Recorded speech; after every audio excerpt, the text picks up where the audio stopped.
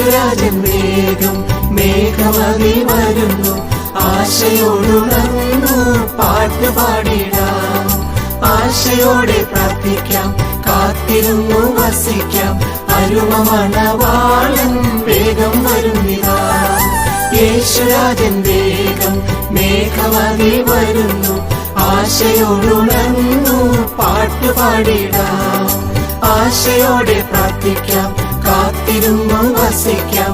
അരുമ മണവാളൻ വേഗം വരുന്നിതാ.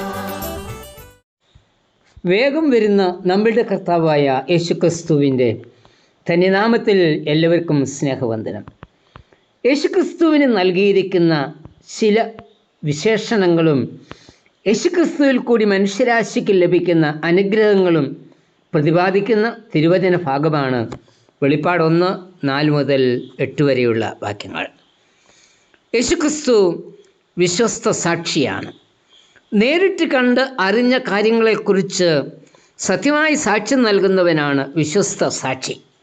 പിലാത്തോസിൻ്റെ മുമ്പിൽ നിന്നുകൊണ്ട് യേശു പറയുന്നത്, സത്യത്തിൽ സാക്ഷി നിൽക്കേണ്ടതിന് ഞാൻ ജനിച്ച് അതിനായി ലോകത്തിൽ വന്നിരിക്കുന്നു.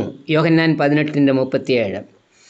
യേശു സത്യത്തിനു വേണ്ടി നിൽക്കുക മാത്രമല്ല, സത്യത്തിനു വേണ്ടി ക്രൂശ് മരണം സ്വീകരിക്കുകയും ചെയ്തു.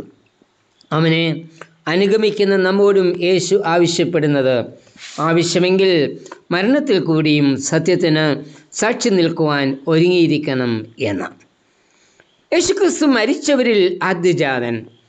ഉയർത്തെഴുന്നേൽപ്പിൽ കൂടി മരണശേഷം ജീവൻ പ്രാപിച്ച ആദ്യജാതനാണ് യേശുക്രിസ്തു. പൗലോസ് പറയുന്നത്, ക്രിസ്തു നിദ്ര കൊണ്ടവരിൽ ആദ്യഫലമായി മരിച്ചവരുടെ ഇടയിൽ നിന്ന് ഉയർത്തിരിക്കുന്നു. 1 കൊരിന്ത്യർ 15:20 മരണത്തിനിരയായ ഒരുവനെയല്ല, മരണത്തെ ജയിച്ച് ഉയർത്തെഴുന്നേറ്റ് ഇപ്പോൾ പിതാവിൻ്റെ സന്നിധിയിൽ ഇരിക്കുന്ന യേശു കർത്താവിൻ്റെ അനുഗാമികളാണ് നാം. അവൻ്റെ ഉയർത്തെഴുന്നേൽപ്പ് നൽകുന്ന പ്രത്യാശയാണ് നാം മരണത്തെ ജയിച്ച് ഒരു നാൾ ഉയർത്തെഴുന്നേൽക്കും എന്നത്. യേശുക്രിസ്തു ഭൂരാജാക്കന്മാർക്ക് അധിപതിയാണ്. സങ്കീർത്തനം 89:27 പറയുന്നത്, ഞാൻ അവനെ ആദ്യജാതനും ഭൂരാജാക്കന്മാർക്ക് ശ്രേഷ്ഠനാക്കും എന്ന. തൻ്റെ മരണം മൂലം പാപത്തിന്മേലും മരണത്തിന്മേലും വിജയം പ്രാപിച്ച കർത്താവ് സർവ്വലോകത്തിൻ്റെയും അധിപതിയായി വാഴും എന്ന സൂചനയാണ് സങ്കീർത്തനത്തിൽ നൽകിയിരിക്കുന്നത്. ക്രൂശ് മരണം മൂലമാണ് യേശുവിന് ആധിപത്യവും ശ്രേഷ്ഠതയും ലഭിച്ചത്. ക്രൂശ് വാഹകരാകുന്നതിൽ കൂടി ഓരോ വിശ്വാസിയും കിരീടത്തിന് അവകാശികളാകും എന്ന ഇവിടെ ഓർപ്പിക്കുന്നത്. നമ്മുടെ കർത്താവ് വിശ്വസ്ത സാക്ഷിയാകിയാൽ അവനെപ്പോലെ നമുക്കും സത്യത്തിൻ്റെ സാക്ഷികളാകാം. നമ്മുടെ കർത്താവ് മരിച്ചവരിൽ നിന്ന് ആദ്യജാതനായി ഉയർത്തെഴുന്നേറ്റതിനാൽ ഉയർപ്പിൻ്റെ പ്രത്യാശയിൽ നമുക്ക് യാത്ര ചെയ്യാം. നമ്മുടെ കർത്താവ് ക്രൂശ് മരണത്തിൽ കൂടി പുരാജാക്കന്മാർക്ക് അധിപതിയാകിയാൽ നമുക്ക് ക്രൂശ് വഹിച്ച് കിരീടം പ്രാപിക്കാം. കർത്താവിൽ കൂടി നമുക്ക് ലഭിക്കുന്ന 3 അനുഗ്രഹങ്ങൾ കൂടി വെളിപ്പാട് 1:6-7 വാക്യങ്ങളിൽ ചേർത്തിട്ടുണ്ട്. 1. അവൻ നമുക്ക് പാപമോചനം നൽകുന്നു. യേശു കർത്താവ് തൻ്റെ ജീവൻ നൽകിയത് നമ്മെ പാപബന്ധനത്തിൽ നിന്ന് വിടുവിക്കുന്നതിനാണ്. ഇത് ദൈവസ്നേഹത്തിൻ്റെ പ്രകടമായ തെളിവാണ്. റോമർ 8:32 ചോദിക്കുന്നത്, സ്വന്തം പുത്രനെ ആദരിക്കാതെ നമുക്കെല്ലാവർക്കും വേണ്ടി ഏൽപ്പിച്ചു തന്നവൻ അവനോടുകൂടി സകലവും നമുക്ക് നൽകാതിരിക്കുമോ? സ്വന്തം പുത്രനെ നമുക്ക് വേണ്ടി ദൈവം നൽകി എങ്കിൽ അവൻ നമ്മുടെ പാപവും മോചിക്കും. ക്രൂശിൽ യേശു ഒഴുക്കിയ രക്തമാണ് സകല പാപത്തിൽ നമ്മെ ശുദ്ധീകരിച്ചിരിക്കുന്നത്. അതിനായി ദൈവത്തിന് നന്ദി പറയാം. 2. അവൻ നമ്മെ പിതാവായ ദൈവത്തിന് രാജ്യവും പുരോഹിതന്മാരും ആക്കുന്നു. ഇസ്രായേൽ ജനത്തിന് ദൈവം നൽകിയ വാഗ്ദത്തം, നിങ്ങൾ എനിക്ക് ഒരു പുരോഹിത രാജ്യത്വവും വിശുദ്ധ ജനവും ആകും എന്നായിരുന്നു. പുറപ്പാട് 19:6.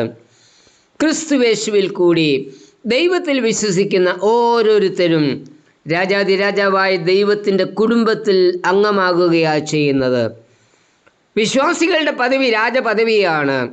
അവൻ നമ്മെ പുരോഹിതന്മാരാക്കിയിരിക്കുന്നു എന്ന് പറയുമ്പോൾ അതിനർത്ഥം യേശു മുഖാന്തരം തുറന്ന പുതുവഴിയിൽ കൂടി ദൈവസന്നിധിയിലേക്ക് പ്രവേശിക്കുവാൻ നമുക്ക് കഴിയും എന്ന്.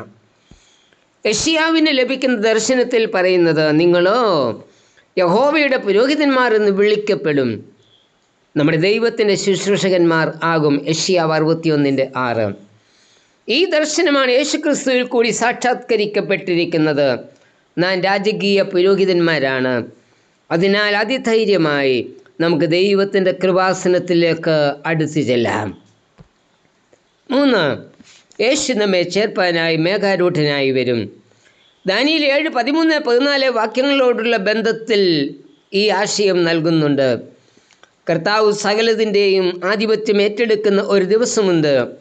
അന്ന് അവൻ്റെ സകല ശത്രുക്കളും അവനെ വണങ്ങും. യേശുക്രിസ്തുവിൻ്റെ രാജ്യത്തിൻ്റെ ആത്യന്തികമായ വിജയത്തെക്കുറിച്ചാണ് ഇവിടെ പറയുന്നത്. കർത്താവ് തൻ്റെ ശിഷ്യന്മാർക്ക് ഈ പ്രത്യാശ നൽകിയിരുന്നു. മത്തായി 26:64 മഹാപുരോഹിതനായ കയ്യഫാവിൻ്റെ മുമ്പിൽ നിന്നുകൊണ്ട് യേശു പറഞ്ഞത്, ഇനി മനുഷ്യപുത്രൻ സർവശക്തൻ്റെ വലത്തുഭാഗത്ത് ഇരിക്കുന്നതും ആകാശമേഘങ്ങളെ വാഹനമാക്കി വരുന്നതും നിങ്ങൾ കാണും. അതെ, നമ്മുടെ കർത്താവ് ആകാശമേഘങ്ങളെ വാഹനമാക്കി വരുന്നവനാണ്. പൗലോസ് പറയുന്നത്, കർത്താവ് തൻ ഗംഭീരനാദത്തോടും പ്രധാന ദൂതൻ്റെ ശബ്ദത്തോടും ദൈവത്തിൻ്റെ കാഹളത്തോടും കൂടി സ്വർഗത്തിൽ നിറങ്ങി വരും. അന്ന് ക്രിസ്തുവിൽ മരിച്ചവർ മുൻപ് ഉയർത്തെഴുന്നേൽക്കും.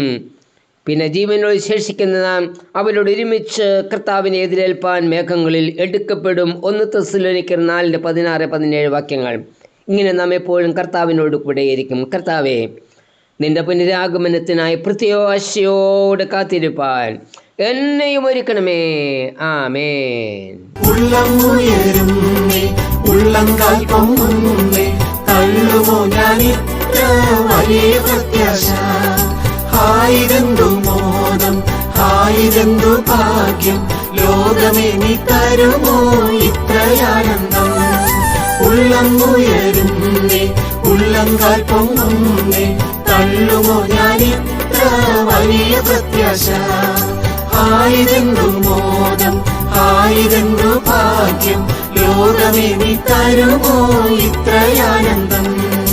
യേശുരാജൻ വേഗം മേഘമതിൽ വരുന്നു, ആശയോടുണർന്നു പാട്ടുപാടിടാം. ആശയോടെ പ്രാർത്ഥിക്കാം, കാത്തിരുന്നു വസിക്കാം, അരുമ മണവാളൻ വേഗം വരുന്നിതാ.